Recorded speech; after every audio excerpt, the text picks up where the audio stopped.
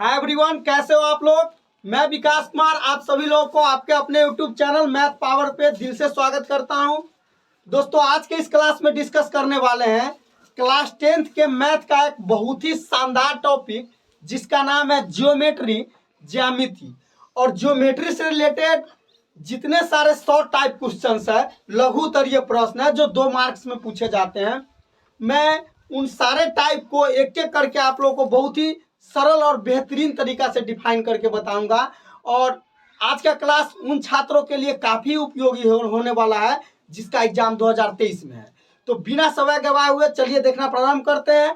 आप लोग से एक छोटा सा रिक्वेस्ट है, आप लोग वीडियो के अंत तक जरूर बने रहिएगा क्योंकि एक से बढ़ के एक क्वेश्चन मैं आप लोग को बताऊंगा। चलिए देखना प्रारंभ करते हैं। पहला नंबर क्वेश्चन क्या कहता है। पहला नंबर क्वेश्चन कह रहा है, यदि किसी त्रिभुज एबीसी की भुजा बीसी पर डी एक ऐसा बिंदु है कि एंगल एडीसी बराबर एंगल बीएसी, तो सिद्ध करे कि सीए बाई सी डी बराबर सीबी बाई सी ए। देखिए, इस टाइप का क्वेश्चन हमेशा एग्जाम में रहता है। तो सबसे पहले देखिए क्या कह रहा है कि एबीसी एक त्रिभुज है, ठीक है। अब देखिए ए बी सी एक त्रिभुज हो गया, कोई दिक्कत। और बीसी भुजा पर डी एक बिंदु है, डी एक बिंदु है।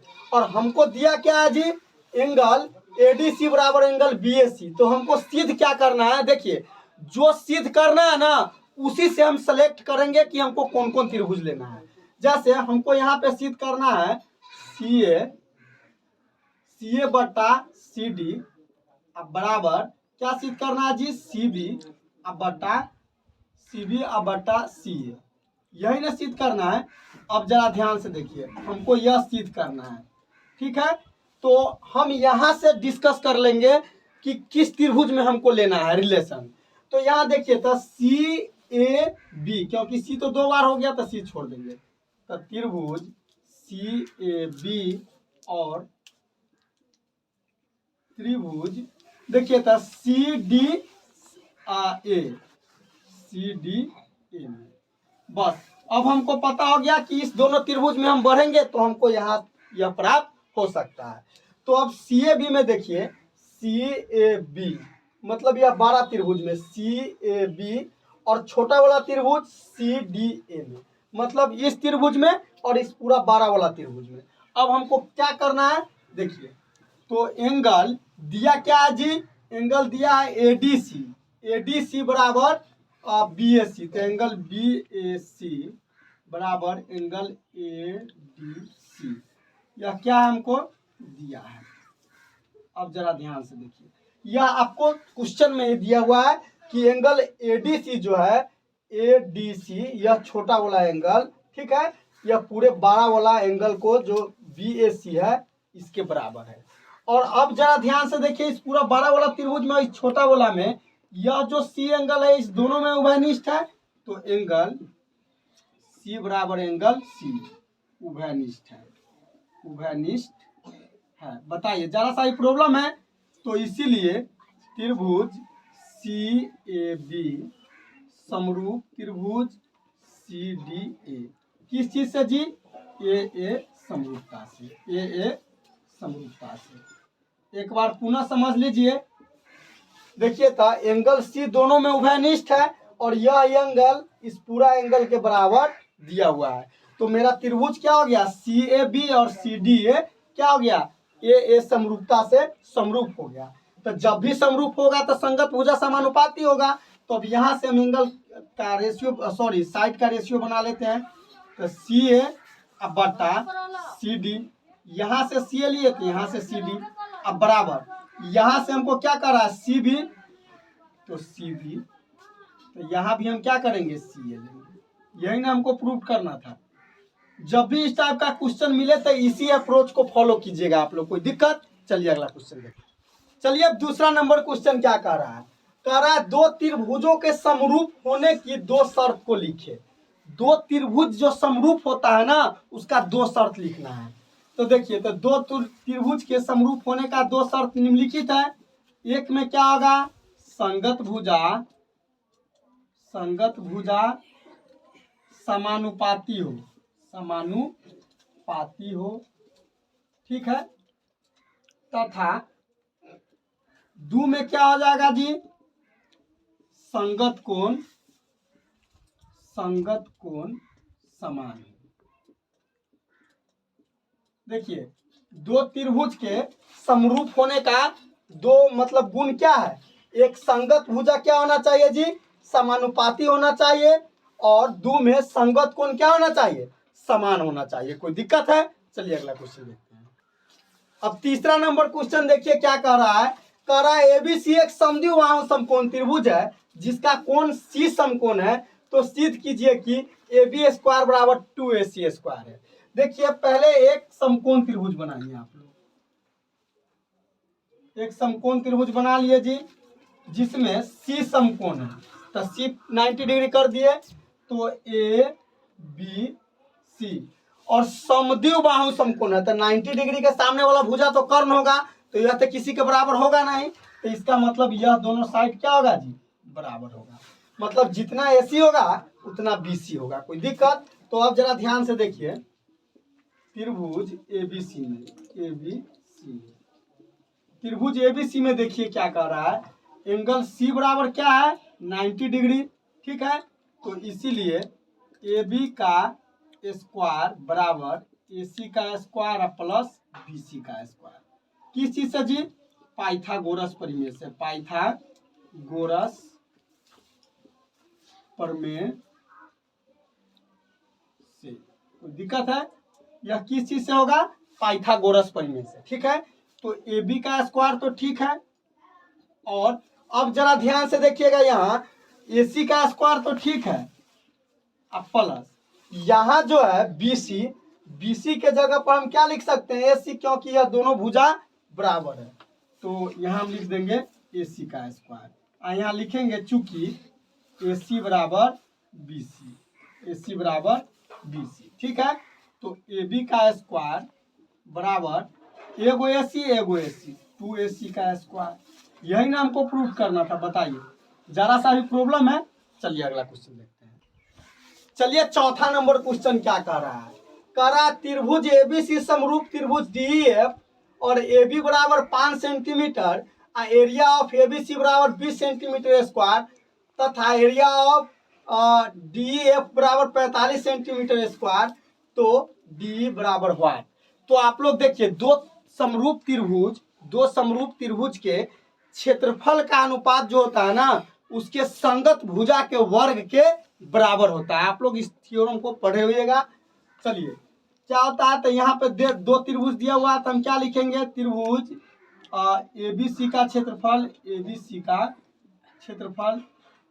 बटे त्रिभुज डीईएफ का क्षेत्रफल, ठीक है, बराबर इसके संगत भुजा जो होता है ना, संगत भुजा का वर्ग होता है। तो ए बी दिया हुआ है, तो ए बी अब बटे डी कर रहा है पता करने के लिए, तो डी का क्या हो जाएगा जी, स्क्वायर। तो अब देखिए त्रिभुज एबीसी का क्षेत्रफल मेरे पास क्या है जी, 20, और डीएफ का क्या है 45, और ए बी भुजा क्या दिया हुआ है 5, और डी हमको पता करना है, स्क्वायर तो स्क्वायर। अब यहाँ देखिए तो इसको काट लीजिए, 5 चौका 20 और 5 नमा 45, तो कहने का मतलब है 4/9 बराबर 5/डी का स्क्वायर। अब इधर से स्क्वायर लाएंगे तो इधर रूट हो जाएगा, तो 4/9 रूट अंडर बराबर 5/डी। अब इसका वर्गमूल निकालिएगा जी, तो 2/3 बराबर 5/डी। अब जरा यहाँ ध्यान से देख लीजिएगा, अब क्रॉस गुना कर लेंगे तो 2DE बराबर 5 दिया 15, तो DE बराबर क्या हो जाएगा जी, 15/2। अब इसको काट देंगे तो DE बराबर कितना आ जाएगा जी, 7.5 सेंटीमीटर। तो डी का मान कितना आ जाएगा जी, 7.5 सेंटीमीटर। बताइए, जरा सा ही प्रॉब्लम है? चलिए अगला क्वेश्चन देखते हैं। अब 5वां नंबर क्वेश्चन देखिए क्या कर रहा है, कह रहा है दो समरूप त्रिभुजों के परिमाप क्रमशः 30 सेंटीमीटर 20 सेंटीमीटर है। यदि पहले त्रिभुज की एक भुजा 12 सेंटीमीटर हो तो दूसरे त्रिभुज की संगत भुजा ज्ञात कीजिए। देखिए, दो समरूप त्रिभुज का क्षेत्रफल का अनुपात उसके संगत भुजा के वर्ग के बराबर होता है, और दो समरूप त्रिभुज के परिमाप का अनुपात भी क्या होता है, उसके संगत भुजा के वर्ग के बराबर होता है। तो अब जरा ध्यान से देखिएगा, यहाँ क्या हो जाएगा जी, पहला त्रिभुज का परिमाप अब बटे दूसरा त्रिभुज का परिमाप, अब जरा ध्यान से देखिए, तो पहला त्रिभुज का परिमाप और दूसरा त्रिभुज के परिमाप जो होता है, इसके पहले भुजा और इसके पहले भुजा, मतलब इसका संगत भुजा और इसके संगत भुजा के अनुपात के बराबर होता है। तो इसका मान लीजिए पहला का भुजा क्या दिया हुआ है जी, पहला का भुजा दिया हुआ है 12 सेंटीमीटर और दूसरा को मान लेते हैं x, कोई दिक्कत। अब पहला त्रिभुज का परिमाप कितना दिया हुआ है जी, तो 30 और दूसरा क्या दिया हुआ है जी 20 और बराबर 12/x। अब यहाँ से कैलकुलेट कर लीजिए, 0 से 0 खत्म, ठीक है, और 3 चौका 12, तो क्रॉस गुना कर दीजिएगा, तो x बराबर 4 दूना 8 सेंटीमीटर। तो दूसरा त्रिभुज का संगत भुजा क्या आ जाएगा जी, 8 सेंटीमीटर। देखिए क्षेत्रफल दिया रहता है तब इसका जो संगत भुजा है उसका वर्ग हो जाता है, अगर परिमाप दिया है तो डायरेक्ट भुजा का अनुपात, कोई दिक्कत। चलिए अगला क्वेश्चन देखते हैं।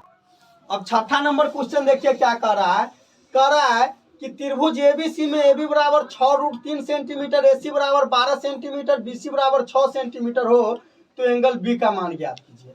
पहले एक त्रिभुज बना लीजिए, जरूरी नहीं है कि समकोण होगा, कोई त्रिभुज एक बना लीजिए आप, ठीक, और मान लीजिए ABC इसका नाम हम दे दिए, कोई दिक्कत। और इसमें दिया हुआ है कि AB बराबर 6√3, AB 6√3 और AC 12 और BC कितना दिया हुआ है 6, तो हमको एंगल B पता करना है।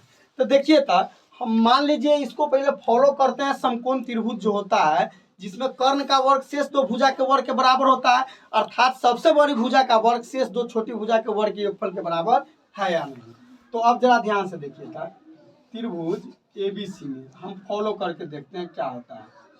देखिएगा तो 12 का स्क्वायर बराबर 6√3 का स्क्वायर प्लस 6 का स्क्वायर, तो 12 का स्क्वायर 144 और इसका 36 और 36 दिया 6 3 18 के 8 88 लेख 108 और प्लस 6 36, तो 144 बराबर 144। देखिए तो यहाँ सबसे बड़ी भुजा का वर्ग शेष दो छोटी भुजा के वर्ग के बराबर हो गया, तो इसीलिए एंगल B जो होगा 90 डिग्री होगा, एंगल B 90 डिग्री होगा। किससे, तो पाइथागोरस प्रमेय के विलोम से बताइए। जरा सा भी दिक्कत है समझने में, तो हम उम्मीद करते हैं कि आज का क्लास आप लोगों को बहुत ही बढ़िया ढंग से समझ में आया होगा। वीडियो देखने के लिए दिल से शुक्रिया।